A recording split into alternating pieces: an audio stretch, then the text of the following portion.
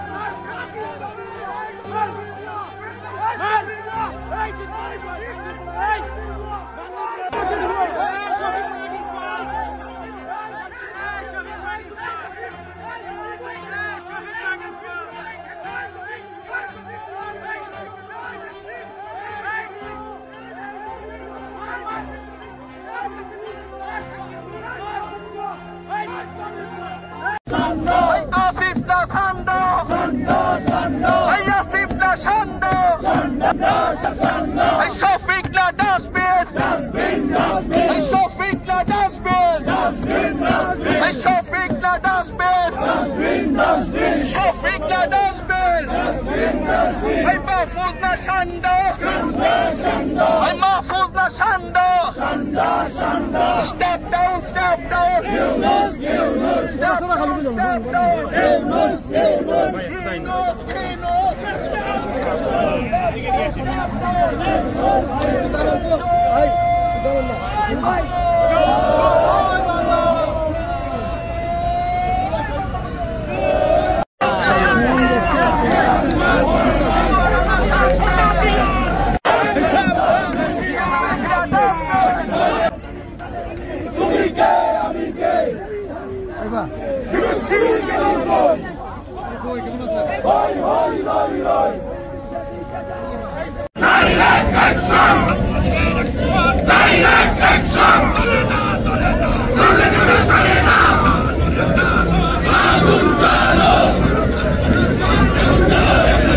যারা এই মুহূর্তে বাংলাদেশ বিক্রির পায়তারা করছে তাদেরকে হুঁশিয়ার এবং সাবধান করতে চাই।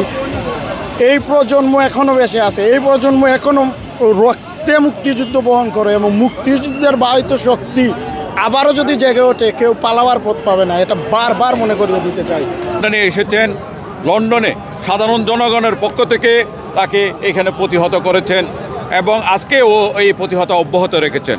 কারণ বাংলাদেশকে একটি সুন্দর রাষ্ট্রকে এই 10 মাসে মেট্রিকুলার ডিজাইনের মাধ্যমে একটি তলাবিহীন জুড়িতে পরিণত করেছে। বাংলার সাধারণ জনগণ আর আগে ভালো ছিল এই কথাটা অব্যাহত রেখেছেন, এইখানে লন্ডনেও অব্যাহত রেখেছে বাংলার সাধারণ জনগণ।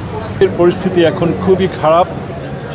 আমাদের স্বাধীনতার যে মূল মন্ত্র যেগুলো ছিল সেগুলোকে ধূলিসাৎ করে নতুন একটি মৌলতান্ত্রিক সমাজ ব্যবস্থা গঠন করার উদ্দেশ্যে ইউনূসের নেতৃত্বে একটি পরিকল্পিতভাবে বাংলাদেশকে পশ্চিম পাকিস্তানি ভাবধারা পরিচালিত করার একটা প্রচেষ্টা চলছে। তা থেকে রক্ষার জন্য আমরা এখানে এসেছি। আমরা সাংস্কৃতিক কর্মীদের এবং সাংবাদিকদের যেভাবে নাজেহাল করা হচ্ছে, জেলের ভিতরে ঢুকানো হচ্ছে, বিনা বিচারে আটক করা হয়েছে, তাদের বিরুদ্ধে কোনো চার্জ করা হয় নাই, এর বিরুদ্ধে আমরা সোচ্চার, এর বিরুদ্ধে কথা বলতে আমরা এখানে সমবেত হয়েছি সাংস্কৃতিক কর্মীরা। এই অবৈধ ইউনূস সরকার মেটিকুলাস ডিজাইনের মাধ্যমে বাংলাদেশকে একটা অগণতান্ত্রিকভাবে ক্ষমতা দখল করে তার যে বাংলাদেশকে একটা পাকিস্তানি ভাবধারায় একটা জঙ্গি রাষ্ট্রে পরিণত করার জন্য চরম ষড়যন্ত্র করছে। মুক্তিযুদ্ধের যতগুলো চেতনা আছে সবগুলো চেতনাকে ধূলিসাৎ করে দিচ্ছে। তারা আবার সংবিধান লিখতে চায়, ষড়যন্ত্র করে আবার বাংলাদেশকে একটা পাকিস্তানে নিয়ে যেতে চায় এবং জঙ্গিবাদীর চরম উত্থানের মাধ্যমে আমরা চরমভাবে উদ্বিগ্ন। আমাদের দেশে গণতন্ত্র নাই, উন্নয়ন নাই, এই সুদখোর একটা বিশেষ এজেন্ডা নিয়ে আসছে। সেই এজেন্ডা যেন বাস্তবায়িত বাংলাদেশে হতে না পারে, মুক্তিযুদ্ধের চেতনায় আবার যেন বাংলাদেশ ফিরে আসে। এই বাংলাদেশকে আজকে কলঙ্কিত করেছে এই সুদখোর ইউনূস এবং রাজাকার এবং এই প্রতিক্রিয়াশীল চক্ররা আজকে বাংলাদেশকে ধ্বংস করে যাচ্ছে। সেই প্রতিবাদে এই যুক্তরাজ্যে বাংলাদেশ আওয়ামী লীগ এবং আপামর জনসাধারণ আজকে এই খুনি ইউনূস সরকারের তার কার্যক্রমের প্রতিবাদে আজকে এখানে জড়ো হয়েছে। আমরা আজকে এই জনসংযোগের মাধ্যমে বলতে চাই, এই ইউনূস সরকার যতদিন এই দেশে থাকবে আমাদের দেশের কোনো উন্নতি হবে না। আমরা অবিলম্বে সাধারণ নির্বাচনের মাধ্যমে এই ইউনূস সরকারকে হটিয়ে অবৈধ অগণতান্ত্রিক অসাংবিধানিক যে ইউনূস সরকার যুক্তরাজ্যে এসছে, যুক্তরাজ্যে আমরা যারা আছি, বিশেষ করে মুক্তিযুদ্ধের সপক্ষে আমরা যারা আছি, বর্তমানে যে বাংলাদেশে যে লড়াইটা চলছে সেটা মুক্তিযুদ্ধের পক্ষের শক্তি বনাম মুক্তিযুদ্ধের বিপক্ষের শক্তি। 1971 সালে রণাঙ্গনে যে যুদ্ধটা চলেছিল, ঠিক সেই যুদ্ধটা বর্তমানে বাংলাদেশ সহ পুরো বিশ্বে চলছে। সেই বৈশ্বিক যুদ্ধের অংশ হিসেবে আজকে অবৈধ ইউনূস সরকার যে লন্ডনে এসছে তার আসার প্রতিবাদে আমরা এখানে জড়ো হয়েছি। আমরা বিশ্ববাসীকে, বাংলাদেশের মানুষকে জানাতে চাই যে ইউনূস সরকার আসলে ভালো মানুষের মুখোশ পরে, নোবেলের মুখোশ পরে, ভদ্রতার মুখোশ করে বাংলাদেশকে ধ্বংস করার চেষ্টা করছে। সে একের পর এক, প্রথমে সে সেন্ট মার্টিনকে বিদেশিদের হাতে তুলে দেওয়ার চেষ্টা করেছে, সে চট্টগ্রাম বন্দরকে বিদেশিদের হাতে তুলে দেওয়ার চেষ্টা করেছে, সে পার্বত্য চট্টগ্রামকে অশান্ত করে পার্বত্য চট্টগ্রামকে বিভক্ত করার ষড়যন্ত্র করেছে। সে করিডোরের নামে, মানবিক করিডোরের নামে বৈশ্বিক পরাশক্তিকে, সাম্রাজ্যবাদী শক্তিকে বাংলাদেশে প্রবেশের সুযোগ দিয়ে বাংলাদেশের স্বাধীনতা এবং সার্বভৌমত্বকে বিপন্ন করার চেষ্টা করেছে। এই যে সার্বভৌমত্ব বিরোধী, স্বাধীনতা বিরোধী সমস্ত কার্যক্রম ডক্টর ইউনূসের, সেই সব কার্যক্রমের বিরুদ্ধে আজকে আমাদের এই অবস্থান। এবং ডক্টর ইউনূস বিদায় না হওয়া পর্যন্ত, বাংলাদেশে পুনরায় গণতন্ত্র প্রতিষ্ঠিত হওয়া না পর্যন্ত, বাংলাদেশের স্বাধীনতার সপক্ষের শক্তি বাংলাদেশের রাষ্ট্র ক্ষমতা আসা না পর্যন্ত আমাদের লড়াই চলবে। আপনাদেরকে আমরা বাংলাদেশ থেকে 5 আগস্টের পরে দেশও জ্বালাও পুরাও, পুলিশ হত্যা, সাধারণ মানুষ হত্যা, দেশের রাহাজানি, খুন যে পরিমাণে বেড়েছে, আমরা দেশে আমাদের ব্যবসা বাণিজ্য, ঘর বাড়ি ভাঙচুর, জ্বালাও পোড়ার পরে আমরা বাংলাদেশ ছেড়ে এখানে লন্ডনে এসেছি। আমরা চাই একটা দেশ একটা শান্তিতে পরিণত হোক। বাংলাদেশে যে পরিমাণে সাধারণ মানুষ ঘরে থেকে ধরে ধরে নিয়ে জড়াই করতেছে, জেলে ঢুকাইতেছে, রাহাজানি বেড়েছে, এই সুদখোর ইউনূস সারা দেশ বিক্রি করার ষড়যন্ত্র করেছে। এই ষড়যন্ত্র থেকে দেশকে বেরিয়ে এনে আমাদের বাংলাদেশ সুন্দর একটা দেশ হোক, এই প্রত্যাশা আমরা করছি। আমরা চাই দেশের রাহাজানি চাই না, আমরা শান্তি চাই। সে বিগত সরকার যে পরিমাণে উন্নয়ন করেছে সেই উন্নয়ন ধারাবাহিক অব্যাহত রাখার জন্য এইটাই আমাদের আশা, এটাই প্রত্যাশা। আমরা আজকে প্রবাসী বাঙালিরা এই পার্লামেন্ট হাউস, ওয়েস্টমিনিস্টার পার্লামেন্ট হাউসের সামনে একত্রিত হয়েছে। এখানে হাজার হাজার বাঙালি যুক্তরাজ্যের বিভিন্ন জায়গা থেকে এখানে আজকে উপস্থিত হয়েছেন। বাংলাদেশের প্রধান উপদেষ্টা ডক্টর মোহাম্মদ ইউনূসকে আমরা এখান থেকে অবাঞ্ছিত ঘোষণা করতে চাই, যিনি মেটিকুলাসলি ডিজাইন করে একটি রাষ্ট্রের ক্ষমতাসীন নির্বাচিত সরকারকে উৎখাত করে অবৈধভাবে ক্ষমতা দখল করেছেন। সেজন্য প্রবাসী বাঙালিরা ডক্টর মোহাম্মদ ইউনূসকে আমরা অবাঞ্ছিত ঘোষণা করতে চাই এবং অবিলম্বে উনি পদত্যাগ করে এই বাংলাদেশকে একটি শান্তির রাষ্ট্র হিসেবে প্রতিষ্ঠা করার লক্ষ্যে প্রবাসীরা আমরা আজকে এই ইংল্যান্ডের মাটি থেকে আমরা জোর দাবি জানাচ্ছি যেন ডক্টর মোহাম্মদ ইউনূস অবিলম্বে পদত্যাগ করে বাংলাদেশে একটি গণতান্ত্রিক প্রক্রিয়ার মধ্যে জননেত্রী শেখ হাসিনাকে আবার ফিরিয়ে নিয়ে আসে, যেন নির্বাচিত প্রধানমন্ত্রী ছিলেন তার হাতে আবার ক্ষমতা হস্তান্তর করা হয়। এটি প্রবাসী বাঙালিদের প্রত্যাশা আজকের এই দিনে। Thank you. কেন শেখ হাসিনাকে চাইবেন আপনারা বারবার? উনি ছিলেন জনগণের ভোটে নির্বাচিত একজন প্রধানমন্ত্রী, যাকে বাংলাদেশের মানুষ ভোট দিয়ে নির্বাচিত করেছিল। নির্বাচিত একজন প্রধানমন্ত্রী হিসাবে আমরা চাই যে উনি আবার বাংলাদেশে ফিরে আসুক এবং ওনার ট্রাম্প পরে আরেকটি গণতান্ত্রিক প্রক্রিয়া নির্বাচনের মাধ্যমে ওনাকে যদি বাংলাদেশের মানুষ ভোট দেয় না, তাহলে যাকে ভোট দিবে সেই দেশ পরিচালনা করবে। কেউ উড়ে এসে জুড়ে বসে ক্ষমতা দখল করে দেশে হাজার হাজার মানুষকে হত্যা করে একটি রাষ্ট্র পরিচালনা করবে, এটি কোনোভাবে গণতান্ত্রিক হতে পারে না। আর এই গণতান্ত্রিক এই ধরনের একটি দেশে ইউনূসের মতো মানুষ আসা আমাদের জন্য লজ্জাজনক। কারণ যে দেশের গণতন্ত্রকে সারা বিশ্ব পরিমণ্ডলে আমরা এই দেশের গণতন্ত্রকে ফলো করি। এই গণতান্ত্রিক রাষ্ট্রে একজন খুনি যার হাতে হাজার হাজার মানুষের রক্তে রঞ্জিত, সেই মানুষকে আমরা এখানে কোনো অবস্থায় ওয়েলকাম করতে পারি না। Thank you. গুড। এখন বাংলাদেশের সুখ দুঃখ সব কিছু আমাকে এফেক্ট করে। আমরা প্রফেসর ইউনূস বর্তমানে লন্ডন সফর করছেন। আমরা বাঙালিরা যারা এগ্রিভ, অবশ্যই ওনার চেয়ার লিডার এখানে আছেন, কিন্তু আমরা অত্যন্ত এর মধ্যে কষ্টের মধ্যে আমাদের দিন যাচ্ছে যখন আমরা দেখছি যে বাংলাদেশ থেকে ওনার নেতৃত্বে বাংলাদেশ থেকে মুক্তিযুদ্ধের ইতিহাসকে মুছে ফেলা হচ্ছে। মুক্তিযুদ্ধ যারা বিরোধিতা করেছে, দেশ যারা চায়নি, তাদের আস্ফালন আমরা দেশের মধ্যে দেখতেছি এবং উনি নিজে এটা শুরু করেছেন বলে আমরা আমাদের বিশ্বাস হচ্ছে। কারণ উনি বলেছেন যে উনি রিসেট বাটন টেপ দিয়েছেন। টিপ দিয়ে উনি কী করছেন? উনি দুর্নীতি দূর করতেছেন না, উনি দেশে উন্নয়ন করতেছেন না, কোনো কিছু আমরা দেখতেছি না। একটা জিনিস উনি করছেন, সেটা হচ্ছে আমাদের মুক্তিযুদ্ধের ইতিহাসকে উনি গুড়িয়ে দিচ্ছেন, আমার দেশকে পাকিস্তানে পরিণত করছেন এবং আরও ওয়ার্স হচ্ছে যে আমাদের আশঙ্কা হচ্ছে বাংলাদেশ একটা তালেবানি রাষ্ট্রের দিকে উনি নিয়ে যাচ্ছেন। দেশের মানুষ শান্তি নাই, দেশের মানুষের যে জুলুম অত্যাচার এই ইউনূস সরকারে শুরু করছে এবং নির্বাচনের নামে যে তালবাহানা করের, এবং এই প্রতিবাদে আজকে ডক্টর ইউনূসের এই ডেমনস্ট্রেশন করার লাগে আমরা এই লন্ডন ও ব্রিটেনের মাটিতে আজ বাঙালি কমিউনিটি আজকে দেশের মধ্যে আমরা আত্মীয় স্বজন কেউ শান্তি নাই ইউনূসের লাগি। ইউনূসের বাহিনী এই এনসিসিবি দল করিয়া জেলা চান্দাবাজি করার, দেশ লুটপাট করের, ঈদের সময় গরু বাজার সহ ধরিয়া বিভিন্ন সময় বিভিন্নভাবে মানুষের বাড়ি করে থাকবার দেন না, তারপরে এলাকার মানুষকে থাকবার দেন না। এই কারণে আমরা আজকে এই প্রতিবাদ ডক্টর ইউনূসের বিরুদ্ধে এবং ইউনূস অতি শীঘ্রই ক্ষমতায়নে নামে যাওয়ার লাগিয়া আমরা দূর আহ্বান জানাচ্ছি। দাবি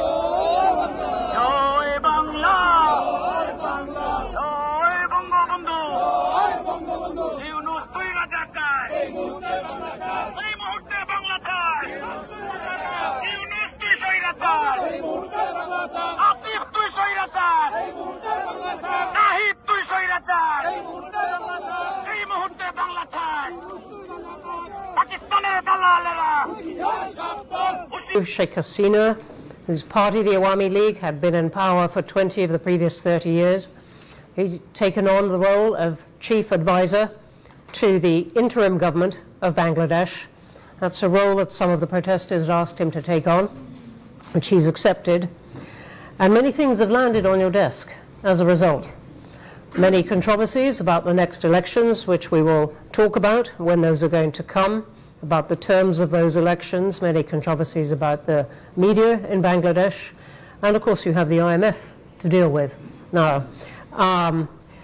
the privilege of many leaders and difficult economic circumstances for Bangladesh, including with the new world of tariffs that we are in many ways. So we're going to talk about all these things. Let me just say, for the avoidance of doubt, we are not under the Chatham House rule. This is being live streamed. It is very much on the record. So with that, Professor Yunus, very warm welcome. And you said that you were going to just make a few opening remarks about, indeed, what is on your mind, if not on your desk.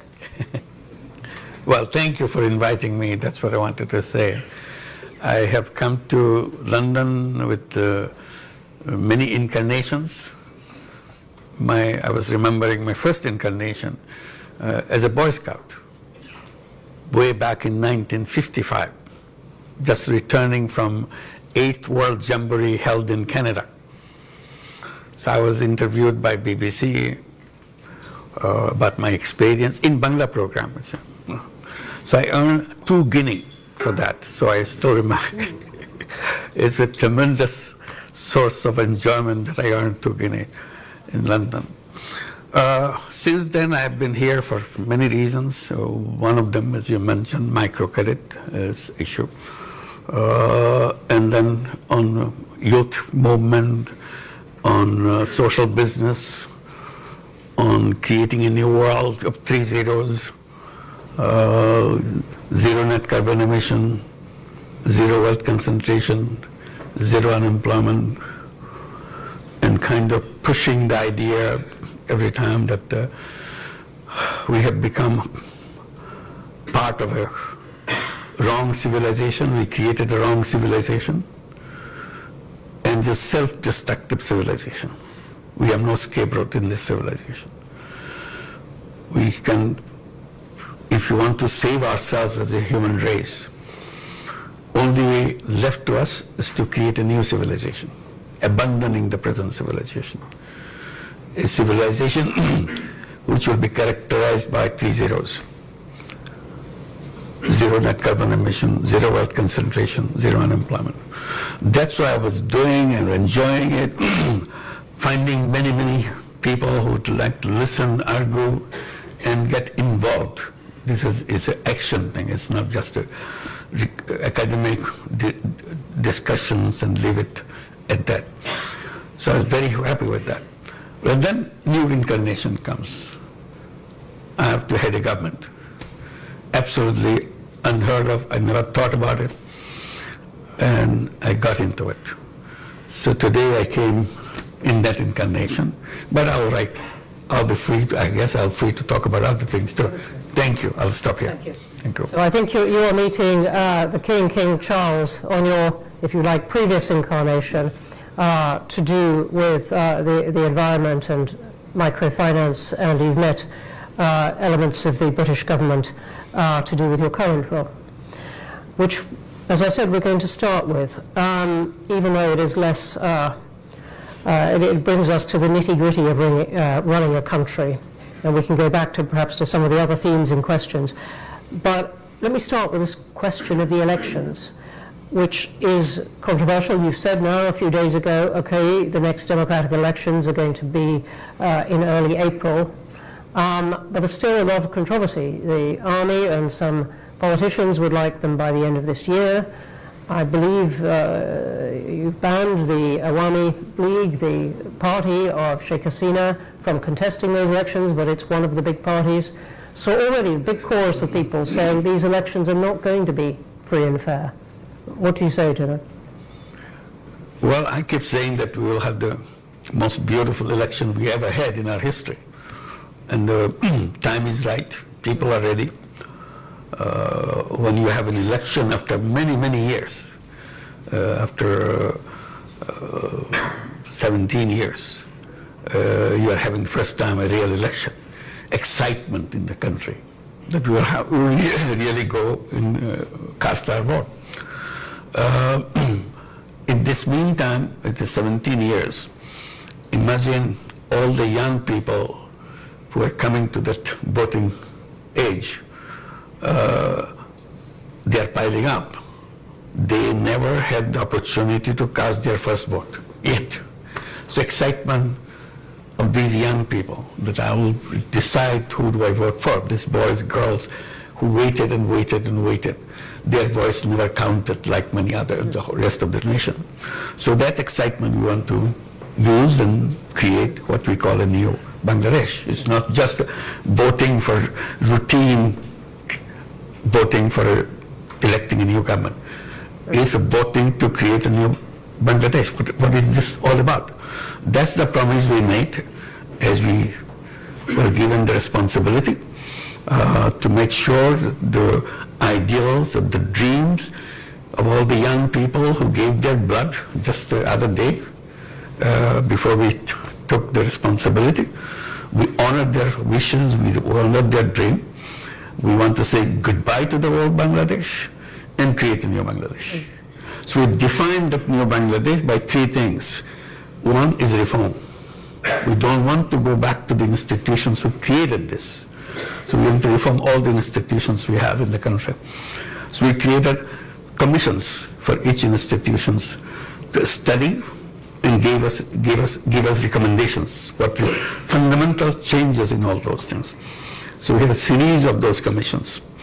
They have submitted their reports, lots of recommendations, very drastic changes in the institutions that we have, elections, parliaments, constitutions, civil service, everything. So those recommendations. So we're looking at those recommendations, but our job is to build a consensus with all the parties. So we created a last commission, Consensus Building Commission. Have you heard about something like that? Consensus Building Commission? We have them. So their responsibility is to go through all the political parties, sit down together, find out which are the recommendations they will accept, and see in which recommendation all parties accept. That's a tough job for Bangladeshi politicians to agree on something all parties agree. You know, I must say it will be tough for many politicians to agree on that because, and that's not a joke about politicians, because they might say, look, that's taking away the democratic element. Why don't you trust the voters? Trust the voters to vote for any of these parties and rely on them to use their judgment to pick the best ideas, rather than a commission appointed by you and your colleagues picking which ideas you like. I wish we could do that if everybody understood what is a bicameral legislations, what the proportional voting is all about, all the complicated things you tell them, oh, forget it, how much money you give me, I vote for you. To make it very simple. So you pay me some money, I vote for you. That's all. All voting may translate into that. So we said we don't want to go to that part. Public, all the voters can watch this debate. This is all debate. It's on the newspaper every day. Happen. So ultimate aim, to make it short, ultimate aim is to get all those recommendations where all the parties agree, put it in a separate piece of paper. This is where all the parties agree, and then we celebrate all the parties signed that document. That we call it July Charter, and we are waiting for July to come next month. This charter will be presented to the nation, July Charter, and we celebrate. On this basis, now we'll have the election. That's how the election procedure was done. So one is the reform agenda. Next is the trial of the people who are perpetrators of all the things that happen in Bangladesh. I don't have to elaborate. It's a huge thing. It's a terrible thing that happened to Bangladesh. People were killed point blank on the street every day. Your son, your daughter went out, never came back, just shot. Two friends went out in the street saying goodbye to each other.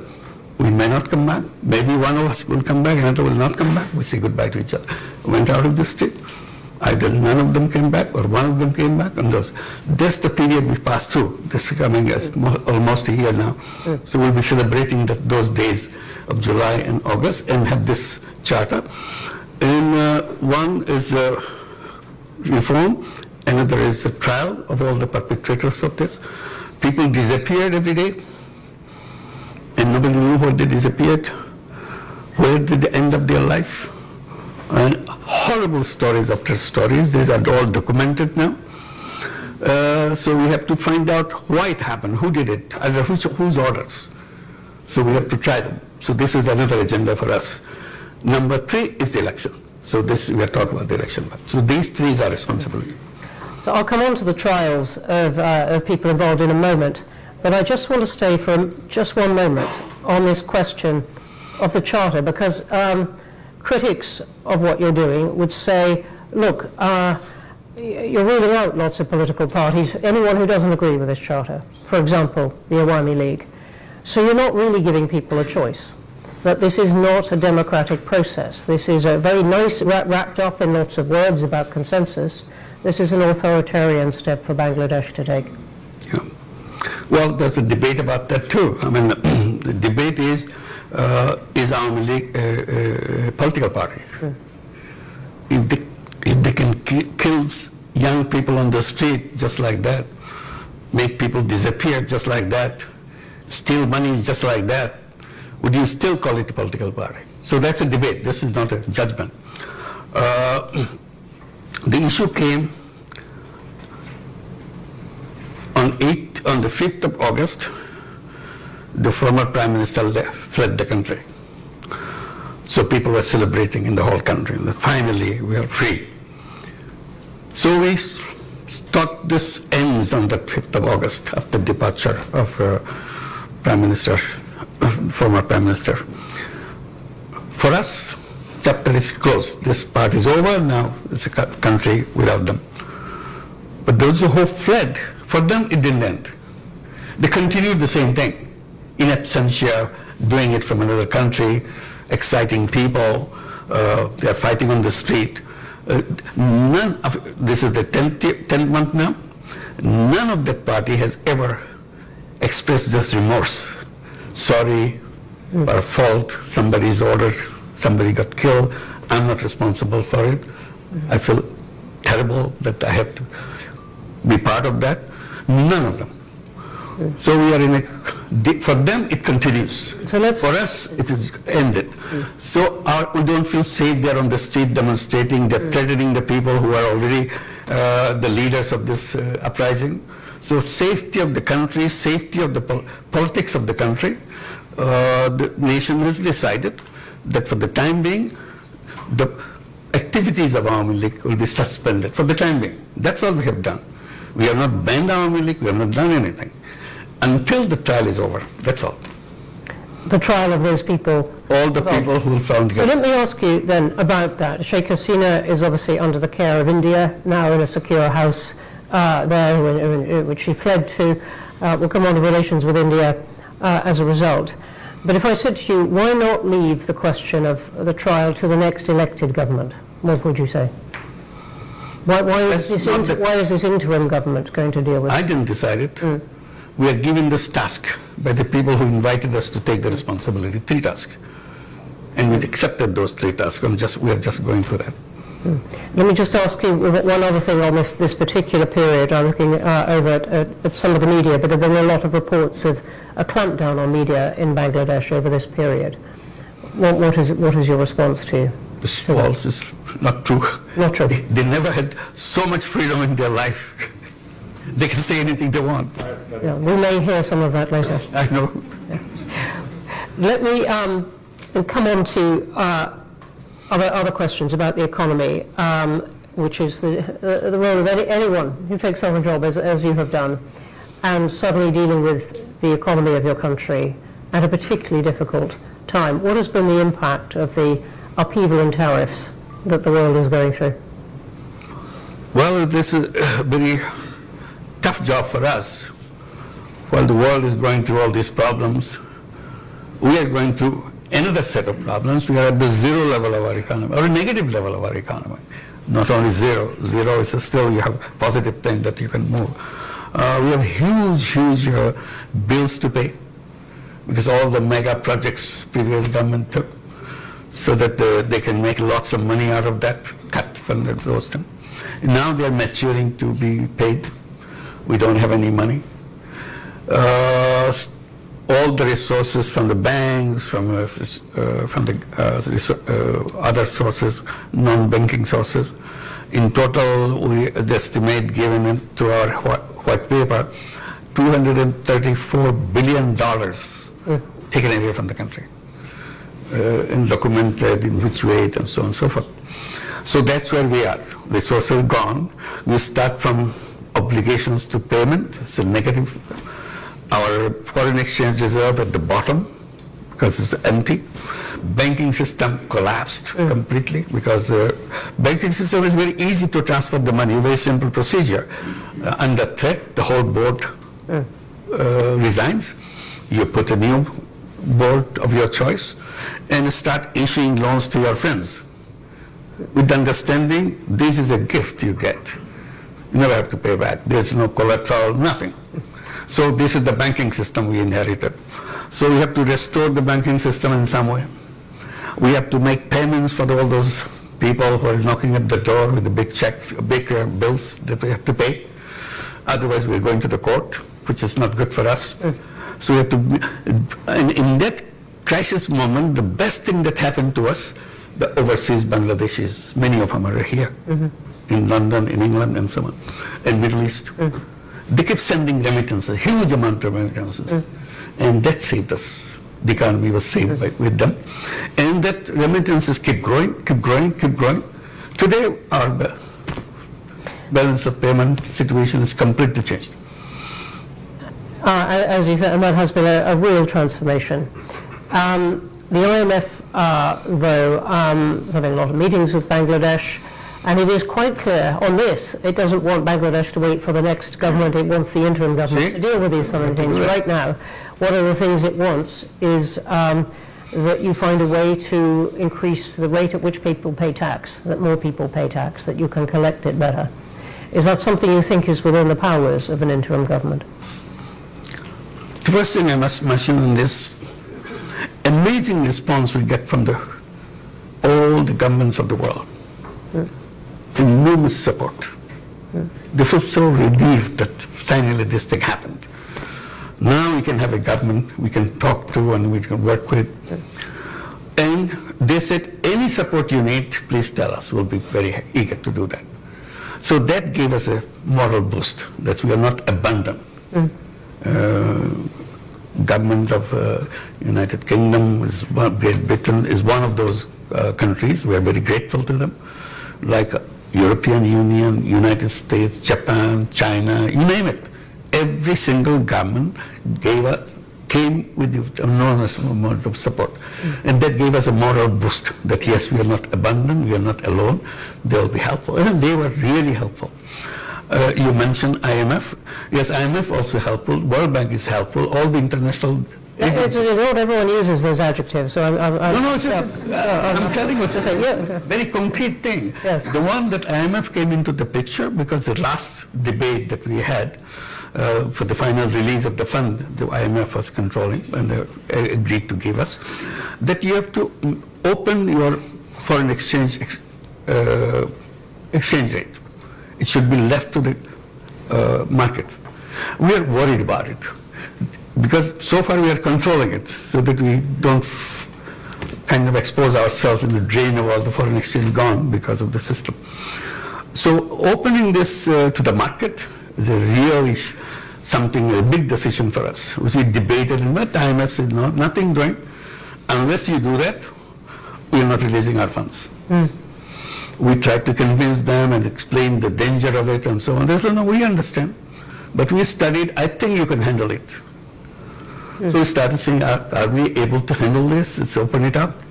Finally say, if they see some positive thing, why aren't we seeing it? So I challenged them. They finally agreed that let's do that. And tell them again, kind of note, in case we get into difficulty, we'll revert. This is just to protect ourselves. IMF says, okay, go ahead. We opened it, nothing happened. Same exchange rate, was just a little bit, it's normal, it's working. So we are celebrating that finally we see the strength in the economy and so on. So IMF role is very positive, it's not a negative one. It's not trying to push us into trouble because of some principle they're holding on to. It's not like that. We were not willing to jump into the water. They said, come on, you do it, you can make it.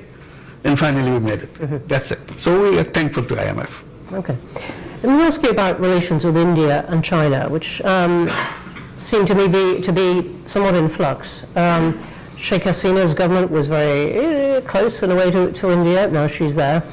Relations with India perhaps a bit less cool, a bit cooler between your team and Delhi now. Perhaps a little bit warmer on China now. What is your account of this and what you are trying to do in foreign policy now? We are reaching out to everybody. As I said, all the governments of the world have been extremely supportive. So we are very thankful. We are trying to build up further relationship. We are asking for the help that never gave before. They were not existing before. So we said, let's do that. One of the things we are saying, corruption. Bangladesh is just deep into corruption. Everything is, system is corrupt, people are corrupt. So how to clean it up? What kind of changes we have to make the government clean with enormous corruption? So we say there is a formula, there is a policy, there is a way to do that. So I mentioned something, that the conversation I had in September at the United Nations General Assembly. I was meeting all the world leaders to explain to them what's the situation in Bangladesh. So I was meeting Ursula von der Leyen at the European Union. So among many issues discussed, I said finally about the corruption. I don't know how to get out of this. Is there any way, is there any recommendations you make that we can follow? So she gave a big smile. She said, you know what? We are coming from worse than that. The European Union is coming from the worst of the corruption that we are facing. So yes, many of our countries were trying to join European Union. We're just all over corrupt. Everything. You never heard of those kind of corruptions in your life. They had it.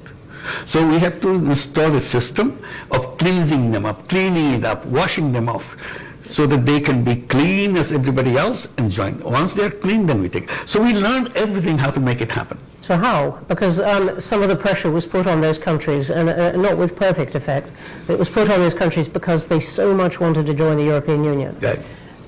So what is the pressure on Bangladesh politics and society to clean up? It is a historical moment for us. If you can't do it now, we'll never do it. So we made us sure that this is the time. The history has given us a window. We can do things which no government can do. Because all governments are partisan, have far supporters to take. We have nothing to do with that. We have nobody that will be waiting for getting his vote for me to come back again. We are going. That's very clear. So we have the moral strength. As the interim government. Absolutely. Yeah. Interim government is a historical opportunity. It's an amazing opportunity. So how in the short year, the 9-10 months that you've got, how are you going? And I'm interested. Chatham House has done a lot of work on corruption. Our most recent big project in Nigeria, but it's a problem that many countries have. I'm just interested in what you are trying to do. Oh, just want to give example. One example. Yep. You need a passport. You have to go to the passport office, apply, and somebody will show up. You applied for a passport. If you go this way, it will take years. You'll never get it. You make a deal with me, give me X amount of money. I'll deliver it at your home. The guy is a representative of the officer who issues the passport. So everything that you see outside, all the norms, rules, procedures, now implemented not by the government officials, by their representatives who split the money that they earn. So what we said, from now on, we'll deliver passport online. And people were very happy that, okay, you can issue passport online. They go there to get this, or try it at home. It doesn't work. What happened? Server is down. Somebody's manipulating. Very interesting. I mean, several countries are finding a way to use technology to cut out the person behind the desk. Very helpful. Yeah. So what we did, we started, just now we started this, started creating some kiosks. Government Service Center. Oh, we don't say government. Bangladesh Service Center. Young guy with a computer sitting there, boy, girl, been trained to give all the services. This is all, we made all these months, we are preparing all the ministries, every service you got, whether you're paying taxes, or you're issuing driver's license, or you're issuing your renewal of your passport, whatever, or your land tax, which is absolutely complicated. They can make as complicated as they could. So now everything has to be delivered online. So we trained these young people, just started last month, this kiosk. When you come, there's a price list. If your passport, so many days, this month. It's so many days, and we deliver home. Not all, we give you a message, you come and pick it up. That's it. So we have 3 centers now. Within next month, we'll expand it to several more. Gradually add to several more. And we're challenging every ministry. How many services you are ready to provide online? They say we have 5, we have 10, we have 15. Okay, whatever you give it to them. Train them, train them. If there's difficulty, we'll have a meeting together. Why you are having difficulty? Maybe technological will solve the problem. It's our job.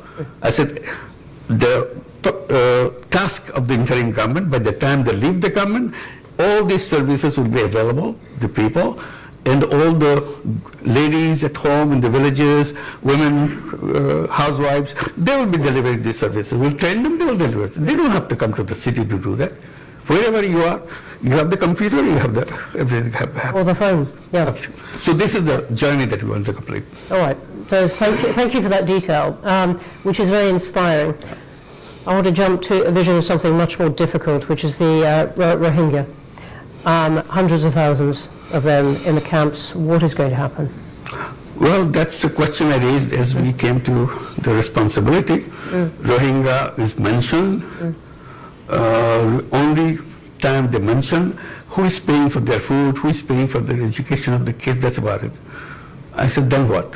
No question. Nobody's answering that question. There are international organizations helping this. I said, the question must be answered when they are going to go back. What is their future? That question was not discussed. I said, I want to discuss that. I want to raise that. So we went there, United Nations General Assembly. I had a special meeting of all the donor countries were helping the Rohingya issue. I raised this issue.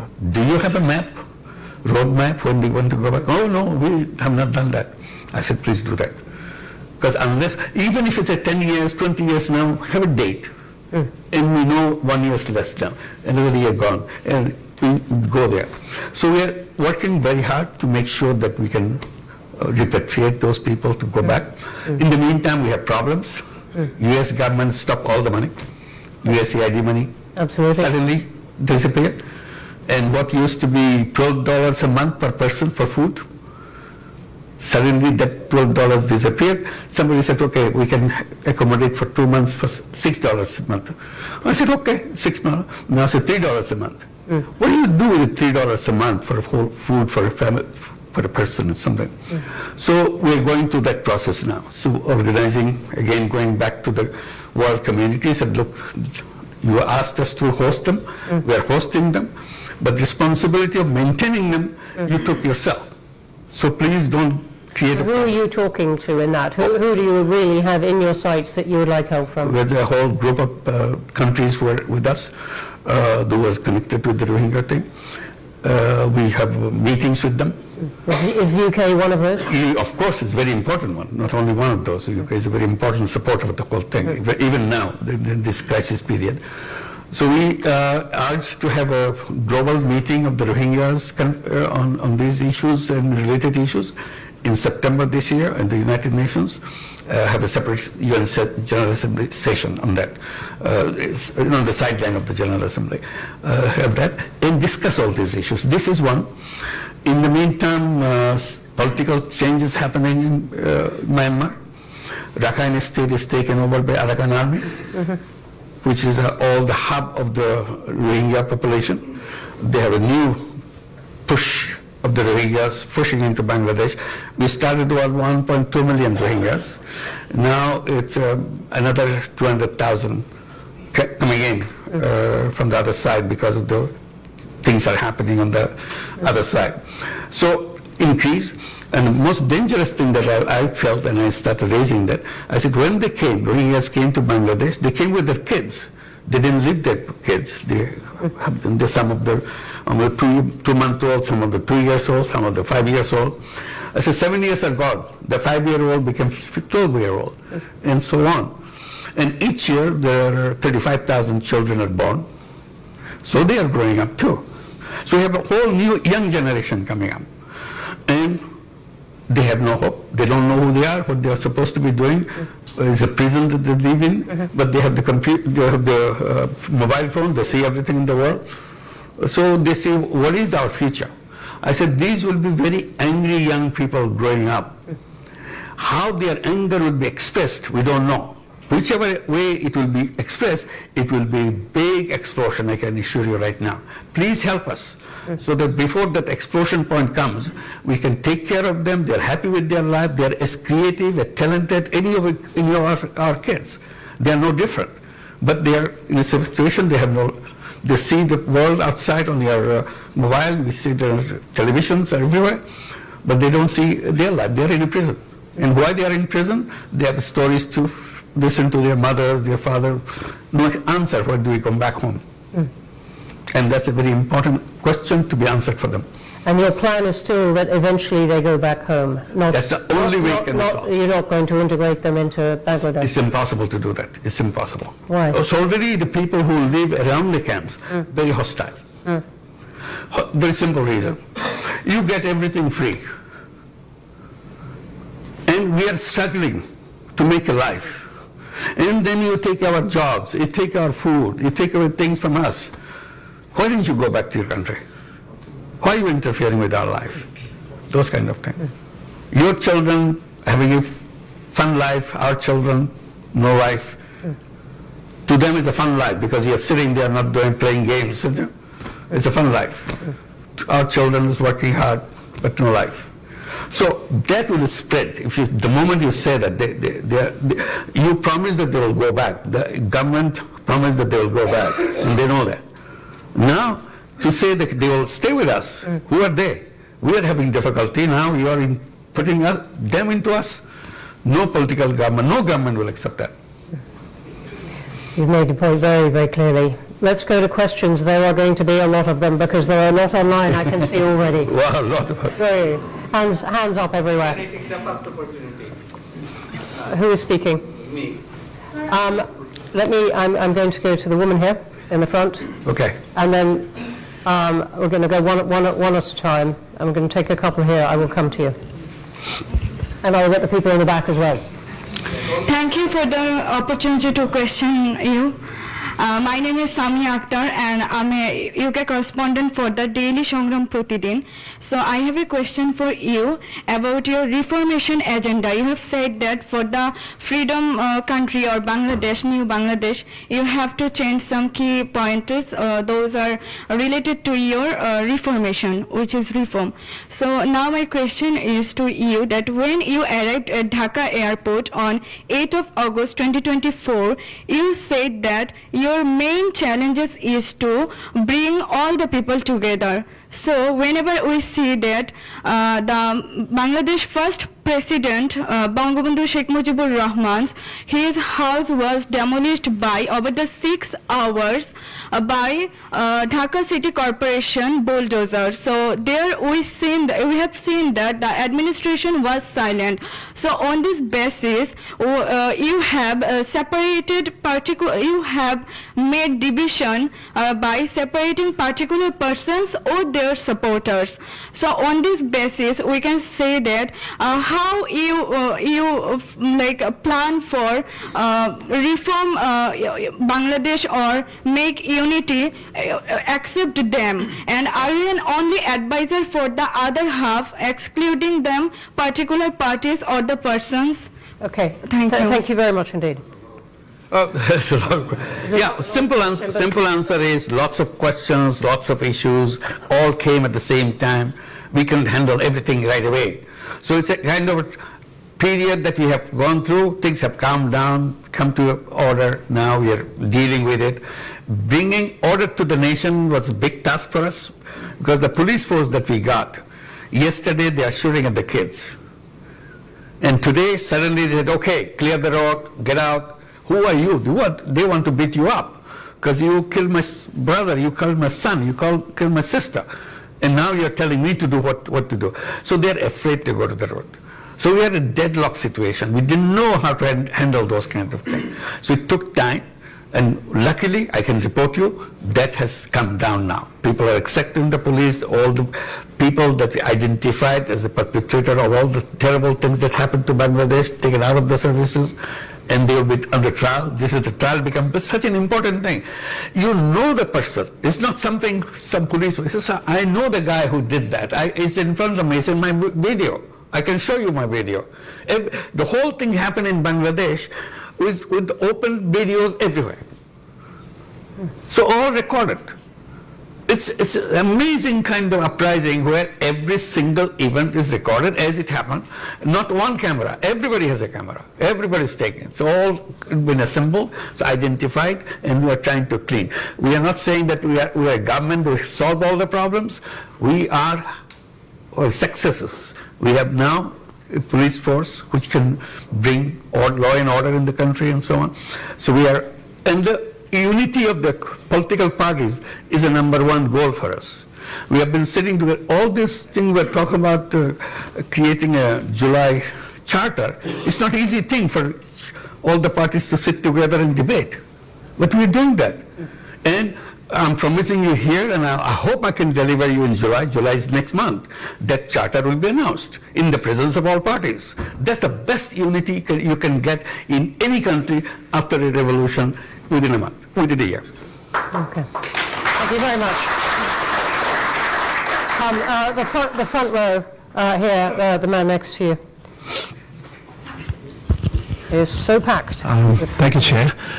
I'd like to say who you are, please. My name is Bulbul Hassan. I work for Channel S Television. I've got a very precise question. People in Bangladesh, a significant number of people in Bangladesh, apparently disillusioned with the conventional political system. So once the election is over, the democratically elected government takes over. Are you in a position, or do you have any desire to be a part of that government? No way. No way. Good one.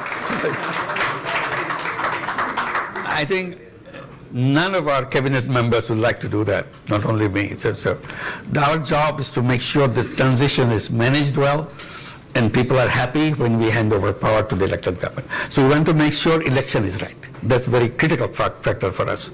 If the election is wrong, this thing will never be solved again. It will be very difficult. Thank you for the question and answer. Right, Mika, last one in the front row here, and then I'm coming to the back, and over here. We've got good time. Not for everyone, but lots of time. Sorry, no, this chap here, sorry. Hi, thank you very much for arranging this event. My name is Diwan Mehdi. I'm the Director General of British Bangladesh Chamber of Commerce and Industry. First of all, I would like to say thank you to you for taking the responsibility in a big chaos when the young generation was wanting for a big change. So you showed the courage, and we appreciate your time and patience. We had no other option. Okay. My question is to you. We have seen a very surprising role played by India. They seem to be a democratic country, but when it comes, we talk about Bangladesh, their role is very unclear. In what capacity, if I speak very legally, they are keeping Sheikh Hasina in their country, while there would be a trial going on in our country. And the same question was asked in their parliament. They did not have any clear answer. And I know you are a very well-known person, like internationally. In order to create pressure on India, how you are using a lobby in terms of United Kingdom, in terms of USA and other countries, because this is very surprising in 21st century. If we see a prime minister flip from one country after killing thousands of people, after making injured thousands of students, like number of incidents we have seen there was no internet even. Our friends were there, our family member was there, and someone needs to take the responsibility. And in what capacity India is keeping her? Thank you for the question.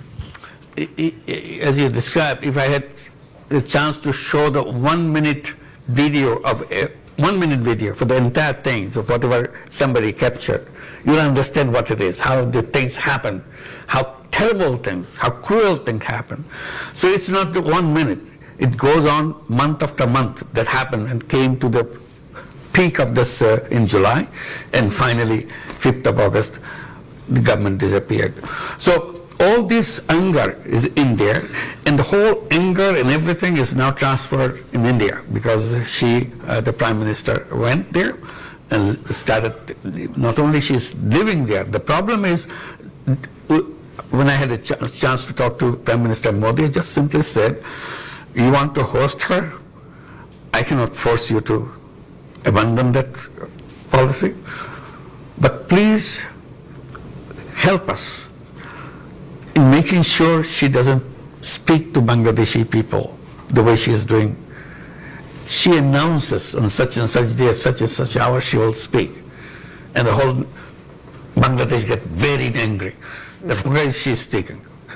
Why is she keeping this whole anger thing inside of us now? And is India doing what you asked? No. Modi's answer, I quote, he said, it's a social media, we cannot control it. What can you say? It's an explosive situation. You can't just walk away by saying it's a social media. So this is what is still going on. May I ask you, I believe in technical terms, you've written an informal, an unsigned diplomatic note to India. Yes, we did. Asking for her extradition. Absolutely. And they've noted that it has arrived. But does that mean, in a sense, you're leaving it to the next government? This will continue. I mean, this is. But it is. Now, in the meantime, another stage has come. I just want to add. Now there's a case. The International Criminal Tribunal has started the trial process. They send notices to Hasina for all the crimes she has committed, part of the crimes. There's so many other crimes coming up. So they have to respond to that notice. This is a legal notice now. So we have to go to the Interpol and all the other things that happen to that. This is the process that we are following. We want it to be very legal, very proper. We don't want to make sure that we do something out of anger or something. We want to build the best of relationship with India. It's our neighbor. We don't want to have any kind of basic problem with them. But somehow things go wrong every time because of all the fake news is coming from the Indian press. And many people say it has connections with the policymakers on the top and so on. So this is what makes Bangladesh very jittery, very, very angry. We try to get over this anger, but the whole barrage of things. দর্শক আলোচনা শুনেছেন এবং দেখেছেন যে press সচিব শফিককে কিভাবে অকট্ট ভাষায় গালিগালাজ করছে। এটা আসলেও রাজনৈতিক কোনো ভাষা হতে পারে? হাসিনা কত ধরনের অপরাধ করেছে, গণহত্যা করেছে এবং হাসিনা 17 বছর নির্বাচন থেকে এই দেশের মানুষকে বঞ্চিত করেছে। তারপরও তিনি যখন লন্ডনে গিয়েছে মানুষ সাধারণভাবে প্রতিবাদ করেছে। এরকম অকট্ট ভাষায় কোনো আওয়ামী লীগটাতে গালিগালাজ করেছে বলে আমার মনে হয় না বা করেও নাই। কিন্তু আওয়ামী লীগ যে একটা সন্ত্রাসী, একটা দুর্নীতিবাজ, একটা অসভ্যতার দল, তারা এটা আবারও প্রমাণিত করেছে। দর্শক আলোচনা শুনেছেন এবং এই যে আওয়ামী লীগের উদ্ভট আচরণ, এগুলো নিয়ে আপনার মন্তব্য কমেন্ট বক্সে কমেন্ট